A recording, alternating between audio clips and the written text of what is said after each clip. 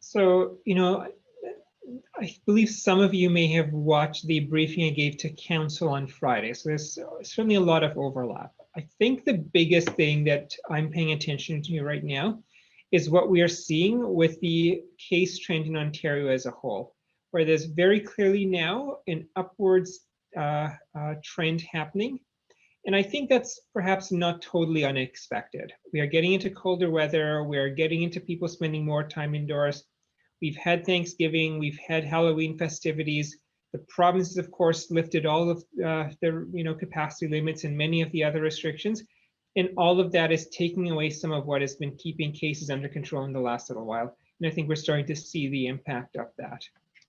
If we take a look, across the at the reproductive number, I think this just confirms that the reproductive number is well over 1 now in the province, implying that cases are going to continue to go up for the next little while, and unless we do something different. We look here in Niagara, I think we can see likewise that we have had that uptick. Ours, I believe, started a little bit earlier and certainly is continuing on. We're actually now back to where we were kind of in the peak of this fourth wave back in early September. And if we take a look at, across all local public health agencies in the province, just 34 of them, you can see that 29 out of 34 have a reproductive number over 1. So 29 out of 34 are now seeing cases go up. And if we take a look here at, what our general neighborhood looks like in terms of what the trend they are seeing is, you'll see that quite markedly, Haldimand and Norfolk is seeing quite a sharp increase in cases. We're of course seeing an increase, but you can see more gentle increases across a lot of local public health agencies. And this data only goes up to November 4th, and it's continued to tick upwards since that time. So I think we're going to be dealing with the next little while, trying to make sure we get cases back under control, flattened out, and hopefully back down, given where we've landed. To try and take a deeper look at what's going on, of course, this is a measure of the mobility in society, how much people are out and about, and through different lockdowns, you can see here we've suppressed that mobility. When we've had the Stringency Index go up, basically had lockdown type measures in place. Obviously, those have been pretty flat with maybe just a little bit of opening, and we're fortunately not seeing a big change in the mobility right now, so people aren't necessarily out and about more.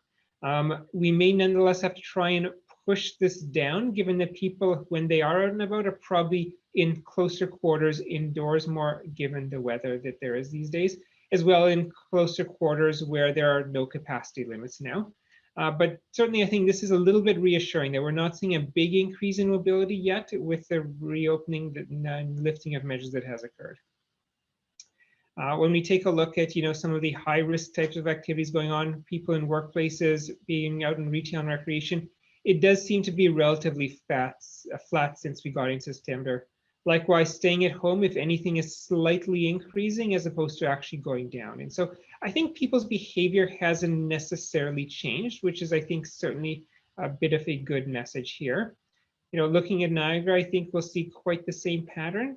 People staying home is pretty flat. If anything, people are maybe staying home a little bit more, likely due to weather being cooler, so you're staying indoors more. And likewise, people being out and about shopping and enjoying recreation. It's come down since the summer and early fall. It's still higher than it's been at any point in the pandemic, but it's staying pretty flat. And so I don't think the case increase can really be attributed to a change in that. People, I think their behavior is staying the same. But of course, given that if they are out and about shopping, they're going to restaurants, they're going to gyms and the like, a lot of those places no longer have the capacity limits they previously had. And so those places have become higher risk. And that might be more of a reason why we're seeing some of the increase that we're seeing. Of course, we do know that this is a pandemic of unvaccinated people. This is Ontario data showing what the case curve has been amongst unvaccinated people versus fully vaccinated people. And you can see how much higher the risk is of an unvaccinated person to a fully vaccinated person. And that difference becomes even more stark when you're looking at hospitalizations or ICU admissions. And so, probably any increase in cases is really being driven again by unvaccinated people. And I think when we take a look at our age trend, this becomes really apparent. So this is how ages of cases have really trended throughout the pandemic. And if you look here at the orange line here, I'm not sure why that has turned red near the end there, but this orange line is going up sharply. And that's, of course, our under 12 group. And that's the group that's not yet eligible to be vaccinated. And so therefore, I don't think it's a huge surprise that that group is going up. Just to zoom in a little bit on that group for the most recent period, you can see that even more starkly here, that under age 12 group who can't be vaccinated is where our case growth is really being driven. There is some case growth here in the 30 to 60-year-olds, and I wonder if perhaps some of these may be the family members and parents of some of these children, which is why we're seeing that go up. And when you look at the oldest age groups, the groups with the highest vaccine uptake, you can see they remain the lowest in terms of their case uptake. And so I think this is really a story that without the preventive measures we've had in society and with people moving indoors more, we've increased the risk of COVID-19, and that risk is going to be most acute in people who are less vaccinated. And of course, the group that has the least vaccination is a group that's not yet had the opportunity to be vaccinated, the under 12 age group. If we take a look at that breakdown of younger age groups in a little bit more fine detail here, I think it's very interesting that this really highlights that school age group 6 to 11 that's going to hopefully soon be eligible for vaccination is the group where we're seeing the sharpest increase. Next sharpest increase is in that kindergarten age group just below them, age 4 to 5. And then we're seeing, the secondary students age 12 to 17, which is of course our age group, next lowest age group in terms of vaccine uptake. And then when you get into older age groups, we're not necessarily seeing quite the same increase. And of course, age 12 to 17 children are likely often around the age 6 to 11, which is partly why they have some of that risk. The age 6 to 11 children are often perhaps around age 4 to 5 children, which allows that risk. So there's a lot of probably interaction and spread amongst these different populations. And they're, of course, unvaccinated or relatively lower vaccine uptake. And I think we're seeing very much how vaccines control the pandemic in groups that have been vaccinated, but can't control the pandemic in the groups who have not yet been vaccinated. And I think one of the ways we're going to get this under control is to hopefully get approval to vaccinate the 5 to 11 age group and actually get a big chunk of these groups vaccinated. So therefore their risk will come back down. This pattern of seeing this younger age group, seeing cases go up, I think is not unique to Niagara. We're seeing that here when we look nationally at the data. The 0 to 11 age group, so again, the under 12 age group, was the highest incidence group during the 4th wave. In Niagara, we seem to not see that group rise up in terms of their case spread until more recently. But nonetheless, I think that is a consistent pattern, and it makes complete sense. If the infection is going to spread amongst the unvaccinated, the group who can't be vaccinated is going to be the least vaccinated and therefore going to see the most cases of infection. And we've seen this also in other countries. This is the United Kingdom, where you can see that 7 to 11 age group is really the age group where cases have been going up, not so much happening in other age groups. We take a look at where spread is occurring in a different way, looking at what are the different settings where you've had outbreaks over the last 5 weeks or so here. Some of these are pretty similar to what we've talked about in the past. We have, workplaces here, healthcare facilities here in the blue. The green are workplaces. We have food services, which have often been workplace outbreaks. Those I think are quite similar. We've seen an increase though here of outbreaks in the education sector, which of course fits that's where you're seeing that 4 to 11 age group, where you have the greatest growth in cases. So it's not surprising that sadly, some of those cases are then spreading infection within their education setting. But I think what's also really interesting here is how athletics and sports has really picked up as an area where we're seeing more outbreaks. This used to be a very small piece of the pie, even just 2 or 3 weeks ago. And of course, the province lifted capacity limits in these settings. So I think that is likely part of the driver of why we're suddenly seeing outbreaks here, because the preventive measures that used to be in place to prevent outbreaks have been lifted and we're seeing more. And we're particularly seeing some outbreaks in youth and athletics, sports and athletics when it comes to youth, where there isn't a vaccine requirement necessarily for them to use these sporting facilities.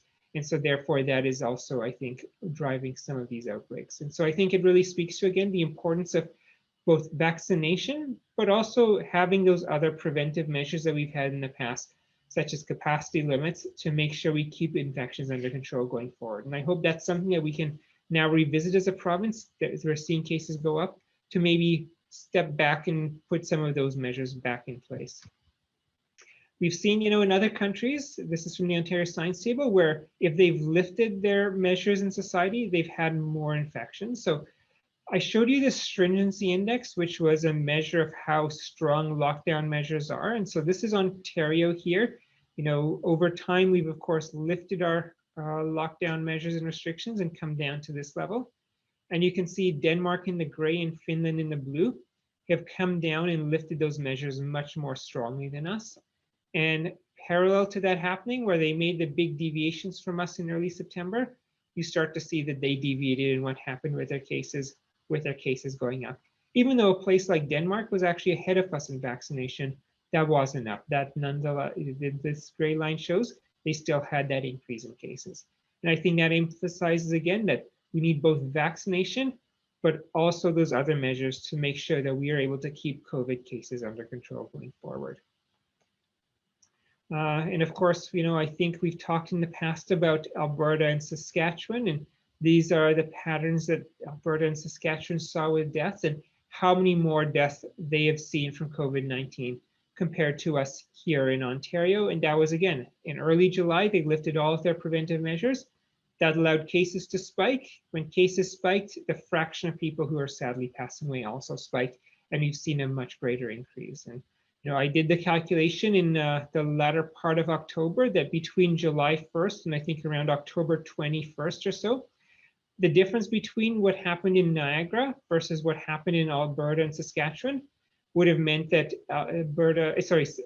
Niagara has prevented about 65 to 80 deaths from COVID-19 by not going down the trajectory that Alberta or Saskatchewan did, by having the trajectory that we had here in Ontario, where we kept COVID under control. Now, as a combination of both, we had higher vaccine uptake than Alberta and Saskatchewan, but also we didn't completely reopen July. We kept some of our preventive measures in place. And I think that speaks to, again, why it's so important we continue to drive a vaccination, but we also keep those preventive measures in place going forward. I think the one bit of good news that we're still seeing here is when we look at hospitalizations and ICU admissions, we've not seen these numbers come up, and they've actually been trending downwards. And I think that's thanks to our ability to keep cases under control the last little while, which does mean we do have a bit of room for error right now. So we are able to have time to react in a tailored, careful way to bring cases back under control before we start a big spike that could be quite crippling to us. And likewise here in Niagara, I think we can see our hospital numbers and ICU numbers, while not zero, are in relative control compared to our past wave. And so we have time to get this back under control, but I think it's important we do take some steps now to get it back under control. And just to emphasize this, this was the latest briefing by the Ontario Science Table, where it talks about here that we need to continue some public health measures on top of vaccination if we're going to control the pandemic, as other factors such as cold weather increase cases, hospitalizations, and ICU occupancy. Again, really emphasizing that it's a combination of vaccination and ongoing measures to control the pandemic. And likewise, we see here with the Public Health Agency of Canada coming out on Friday, highlighting that we've had vaccines in 84% of the population in Niagara who can be in Canada who can be vaccinated is vaccinated, and that's providing excellent protection. But we also need to layer up other protections as we get into the fall. Continue to wear masks, improving ventilation, avoiding crowding, and measures that I think reduce crowding, require people to wear masks, are therefore going to be important to make sure we keep the pandemic under control as we get through the fall, and make sure we don't see a spike of cases and deaths as we go through the rest of this fall and winter season. Of course, as I talked about, with the 4 to 11 age groups being where we're seeing most spread of infections, we're very much looking forward to getting the vaccine so we can start vaccinating that group. And that's going to give us one more tool to make sure we get COVID-19 under control and prevent a pandemic, another pandemic wave from rising. This is what our vaccine uptake looks like. And, I think we've reached a bit of a milestone where we've now got to every eligible age group has got to at least 70% fully vaccinated. And almost every age group now has up to 75% having at least one dose. So we're definitely making progress. It's slow progress, but we're definitely getting those vaccine numbers up. And you can see here, we're almost at 84% of people fully vaccinated, adults almost at 85% fully vaccinated. The vast majority of people are getting vaccinated. And just to highlight again, this 12 to 29 age group is where there's the most room for improvement, but also definitely some improvement in the 30s, 40s, and 50-year-olds here. Going forward, we obviously want to continue to get first and second doses up in these age groups where there's still room to improve. But of course, a big priority is going to also be to vaccinate that 5 to 11 age group as soon as they become eligible. And then on top of that, of course, we now have upcoming booster doses for this 70+ age group. And you can see the 70+ age group, pretty much all have got their 2 doses already. There's very few who remain with only 1 dose or no doses. So likely we can expect almost all of them are going to come back to get that booster dose. That's a population that I think has really seen the value of vaccination and really bought into it. And when we start to think about how large these groups are, I think it's important for us to think about what vaccine rollout is going to look like in the next little while. So we have 45,000 people who are currently eligible for vaccination who are not yet vaccinated. So we need to deliver a bunch of second doses and in many cases first doses to this group of the population. So there's a good probably 75,000 doses between the first and second doses in that population that we still need to deliver. We of course started to see eligibility for healthcare workers, Indigenous persons, and caregivers to receive their booster doses. And we don't have a precise measure of how large that group is, but it's about 25 to 45,000 people we estimate who will be eligible for booster doses, some of whom we're already seeing and already getting those booster doses into.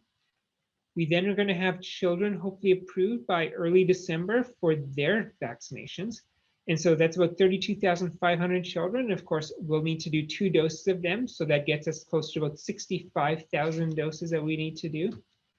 And then with age 70 group becoming eligible in December to get their booster doses, that's going to be another 75,000 people eligible for vaccination. And so if you add this up, there's a lot of vaccine doses coming up. Doing quick math here, this is over probably close to 250,000 doses of vaccine that need to be given out. That's about a 30% increase in the number of doses we've already given. And I think something that we need to be mindful of is that we're not going to be able to do all of these vaccinations very quickly. This is going to take several weeks to work through, just like it took several weeks to vaccinate everybody over the course of the spring and summer. And I think we're going to be, again, looking at that kind of rollout. And I think our rollout is going to be slower because, of course, Niagara Health is not involved with vaccination anymore. They have a huge backlog of surgeries and procedures, and that's where they're focusing their attention. But likewise, a lot of the big centers where we did vaccines clinics in the spring and summer are no longer available for vaccination. They're back to doing their normal activities if things have opened up. So we're not going to be able to run as large clinics. As well, a lot of the healthcare providers we had delivering vaccinations are no longer around. Many of them had come out of retirement temporarily to help with the vaccine effort. They've gone back into retirement now. There's many people who are quite burnt out over the course of the pandemic and they're no longer around. And so both because of the size of our workforce and the size of the centers that we have for running vaccine clinics, we're going to take a while to, I think, get through this group of vaccinations. And so when we're thinking about how we're going to manage this, I think we're going to want to be strategic about where we deliver our vaccines. I've talked a lot about how unvaccinated people are what are driving our pandemic right now. And particularly that the 4 to 11 age group is where we're seeing the highest risk of infections. And so I think what we're going to be doing is we want to prioritize this age 5 to 11 age group first and foremost. That's going to make the biggest impact on the pandemic because that's where there's the greatest risk of infection spreading. Also, just from a fairness point, this group has not had any opportunity to be vaccinated yet. So they deserve to get first chance to get an opportunity to get a first and second dose because everybody else here has already had that opportunity. And so that is going to be our priority. And we're likely, when we get approval for that 5 to 11 age group, we're temporarily going to be vaccinating this group exclusively to make sure we get as many of these children that opportunity to get vaccinated as quickly as possible. I think the next most important priority for us then is the people who are not yet vaccinated at all. Getting first doses, second doses is really what's going to do the next bit of good. Obviously, we're not seeing a huge rush of these people coming for vaccines, but to the extent that we see them coming forward, we're going to want to give them priority access for vaccine opportunities.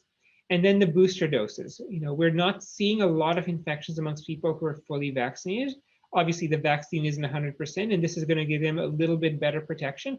But these groups have 70, 80, 90% protection already. They're only going to get some marginal benefit from additional vaccines. So they're going to be, unfortunately, the lowest priority if we do see the flood of other groups coming forward for vaccination. And so what I would really recommend right now is if you're one of these healthcare workers, an Indigenous person, a caregiver, someone in that 70+ age group, I'd recommend you go book an appointment for vaccination, because if we have walk-ins, we're going to be prioritizing walk-ins to 5 to 11 people who don't yet have first and second doses, because they're the priority to get vaccine doses. However, if you booked an appointment, you'll have that appointment. You'll know for sure you're not going to be waiting while perhaps a bunch of people coming for their first and second doses get to go first for the vaccine. And of course, nobody wants to be waiting out in the cold weather that's coming up. And so I strongly encourage all of these age groups who are going to be eligible for booster doses to book an appointment, so you know you have a guaranteed time when you're going to be able to come and get your vaccine. And I also want to caution people that when children are available to have a vaccination, we're going to basically be reserving almost all of our appointments for that age group to make sure that they get that opportunity to get that first and second dose when they've not yet had that opportunity. And so we can also make sure we vaccinate the group at greatest risk of infections right now. And so that's just some caution. And I think the key message there is make sure to book an appointment if you're looking for that booster dose. And even if you're looking for a first or second dose, or if you're a parent of a child who becomes eligible for a first and second dose, booked appointments, I think, are again going to be really important, because we have so many people coming for vaccinations now. I don't think walk-ins are necessarily going to be something that's going to be manageable to make sure every walk-in is able to get into our clinics. And so you want to be booking appointments once again. And with that, I'll stop and turn it back over to Courtney to moderate the questions. Great, thanks, Dr. Hergy. Okay, so first on our list, we have Paul, and you should be able to unmute now. Can you hear me okay? I can hear you well. Oh, thank you. Oh, Dr. Hergy, with the importance of getting kids vaccinated, being that they're now the main driver of outbreaks, should school boards, in your opinion, require kids to be vaccinated to attend in person, the same way that you'd have to show that you've had your measles, mumps, and rubella type of vaccine? Do you think that's a good idea? I'm a little bit cautious around that. We do have a substantial number of children not yet vaccinated, as you note. We're only up to 70% fully vaccinated in that 12 to 17 age group. And I think it's going to take many weeks to get the vaccines into that 5 to 11 age group for, first that first dose and then that second dose. As well, what we saw with the 12 to 17 age group is that while we had about 40% of that age group initially sign up, it took a little while longer before we got up to where the 70% where we are now. And I think there's a period going to be where the vaccine comes out, a first group is going to go out and quickly sign up for it, but another group of parents is going to be a little slower. They're going to want to make sure they learn about the vaccine, feel really confident, safe to give their parents. They're going to want to hear more information. And they may also want to just see how the first groups of people react to that vaccine. And I'd be wary of blocking out really large numbers of children from in-person learning because of that. I think there may come a time where vaccines are required for children to attend school. I don't think that's going to be upcoming in the near future.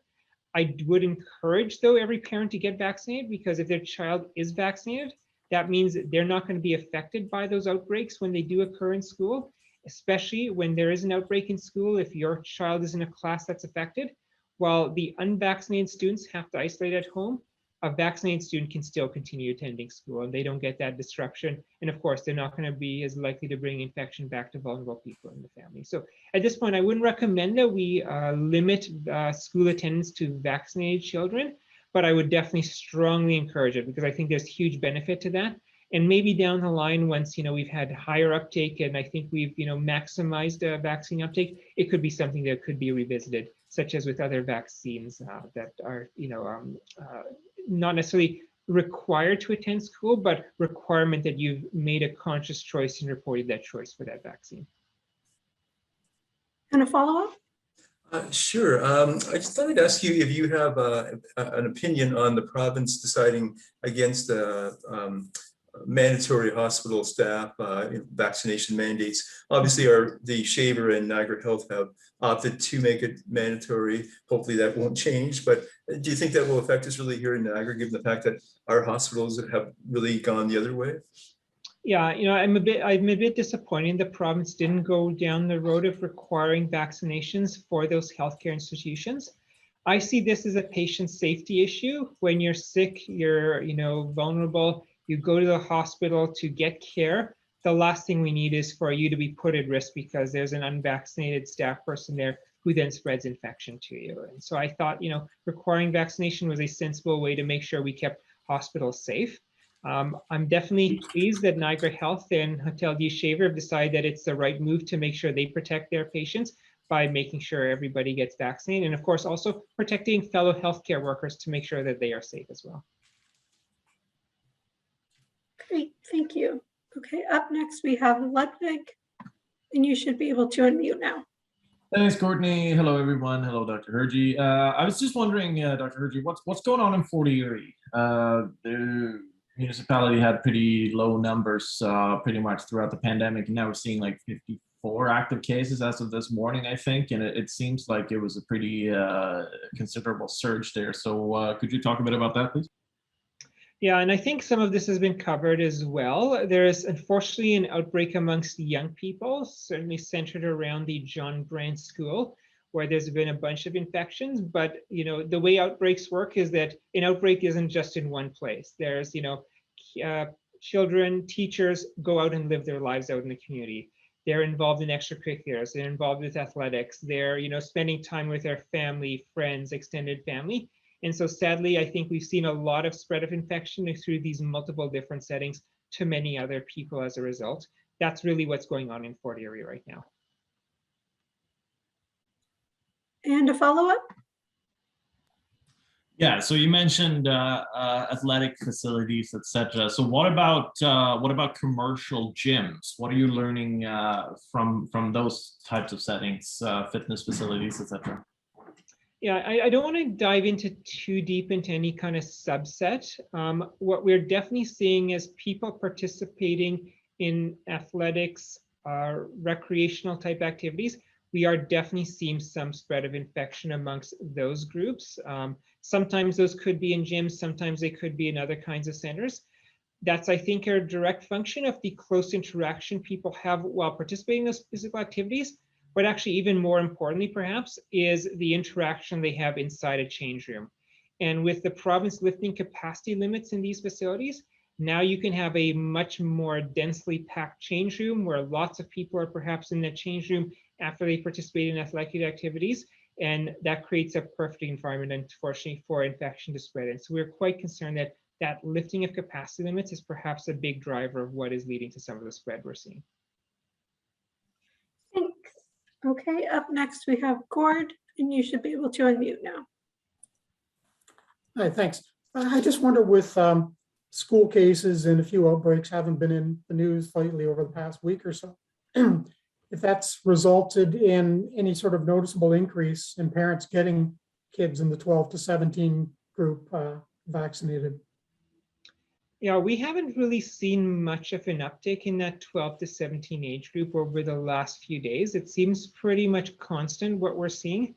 Every day, more parents are making the decision to get their child vaccinated, which is certainly good news, but I don't think it's really increased much over the last few days. And a follow-up?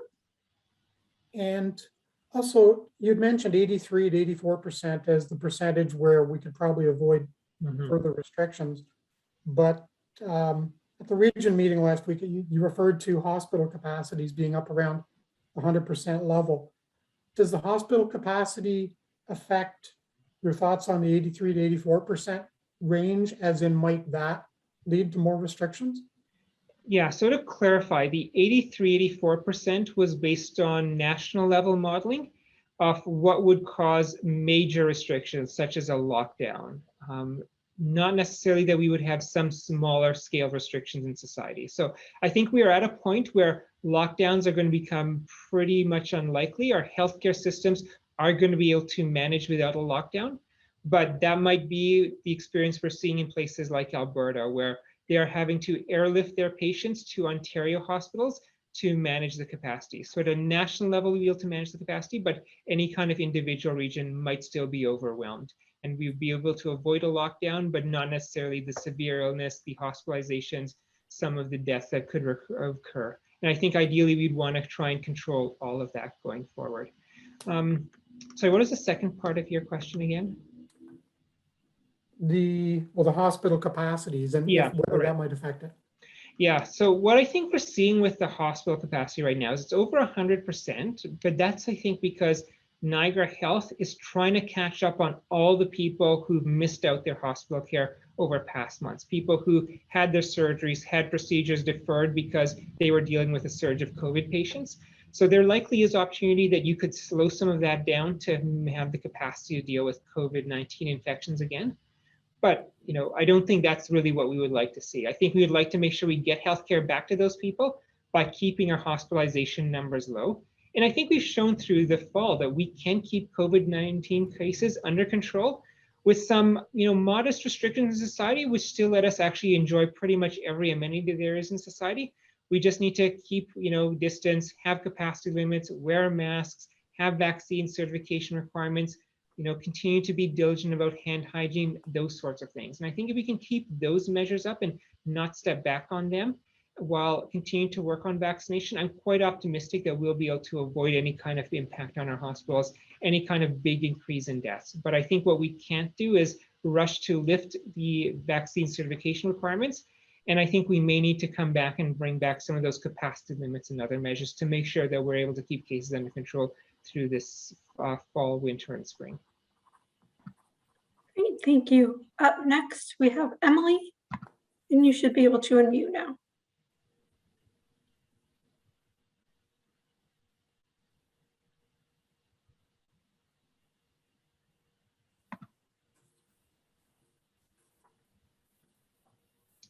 We're not getting not hearing anything from Emily, so we'll move on and circle back. Up next then is Penny, and you should be able to unmute now. Thank you. Dr. Hergy, I know you've said this a few times today, but I just want to be absolutely clear. Are you suggesting that your advice would be for the province to have capacity limits back in place now? Or are you just saying that it's something that has to be watched very carefully and you might expect to see that in the future? I'd say it's more the former, maybe not right away, but I think we need to start seriously thinking about bringing those back unless we see cases really start to flatten out and come back down in the next few days. I think, we lifted those measures about 2 to 3 weeks ago, and perfectly timed with that, we're seeing the cases increase now, which is generally the lag we see when you make a change. It's about a 2 to 3 week lag before we see the increase in cases. And I think it's pretty clear that's likely had some impact. And I think particularly when it comes to the athletic facilities, we are definitely seeing spread there where we were not seeing prior to those capacity limits being lifted. And so I think in that setting particularly, I would strongly recommend we move pretty soon to maybe reestablish those limits. And I think we should think seriously about reestablishing them in other places as well. Definitely we don't want to see cases continue to go up and start to be dealing with, more challenging situations within our hospitals again. Okay, I just wanted to be sure I understood you correctly on that. The one other question that I have is you've talked a lot about the importance of getting children vaccinated as soon as it's approved. I'm sure you're working on where that will happen. Can you give us some idea? For instance, are you looking at going into schools or how are you going to approach that? Yeah, so unfortunately, we won't be going into schools, at least not initially, just given the size of footprint available to us in a school. In normal years, we would actually go out and deliver vaccines for hepatitis B, HPV, meningococcal to the grade 7 students in school. And it would take us, a good 2.5 months or so to deliver just one of those vaccines to all of just the grade 7 students. And that's just because the amount of space you have in a school to go deliver vaccines is limited, and that's going to limit your throughput of how many people you can get vaccinated. And of course, the space requirements are even larger now, given that we have to have physical distancing with COVID-19 going, and we don't want to have vaccine clinics to be an unsafe place. And of course, schools are trying to maximize their spacing out of students. So a lot of the spaces we might have used in the past for a vaccine clinic, like a gym, like a library, have actually been turned into learning spaces to make sure they space students out and keep children as safe as possible. So schools are really not an option to vaccinate this group very quickly. What we're going to need to do is be running these vaccine clinics in community centers, very similar to what we did in the spring and summer. It's just unfortunately going to be some of the smaller community centers, given that we're not going to have access to really big centers. The 2,000, 2,500 people we could get through somewhere like the McBain Center or the Meridian Center in Fonthill. Those centers, those spaces are now once again being used up. So we're going to have to run in smaller centers, and that's going to, of course, slow down our ability to deliver the vaccines, but that's going to be the way we deliver to make sure we can get through as many as possible.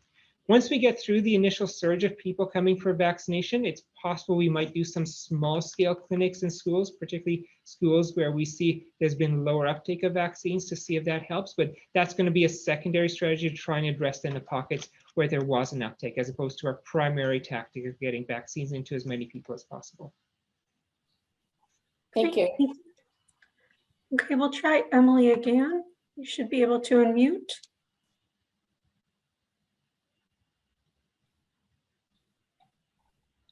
Not sure if it's just a technical difficulty on Emily's end, but we can always circle back through email. So I'll open it up now. If anybody has a second question, if you want to put that into the chat, we can go through the list that way.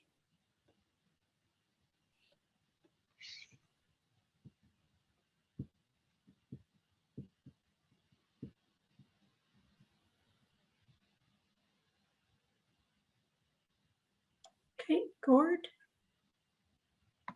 you should be able to unmute. Just a small point to clarify. When you talk about transmission in athletic settings, are you talking about on the ice and in the court and in the dressing rooms, or more question of the audience that's watching? Overwhelmingly, the spread has been in actual participants in the athletic activity.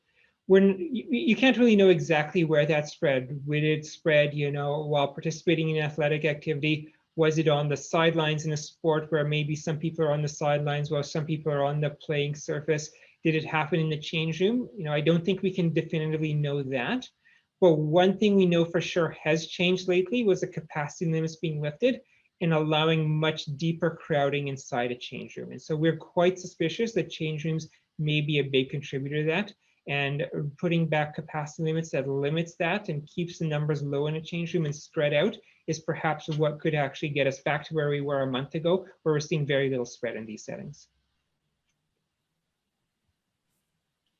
Great, thanks. I'm not seeing any further questions in the chat. I think we'll end things there. As always, if you have any further questions this afternoon or this week, feel free to reach out to Lisa, Alex, and I, and we can help you out. And thank you for coming.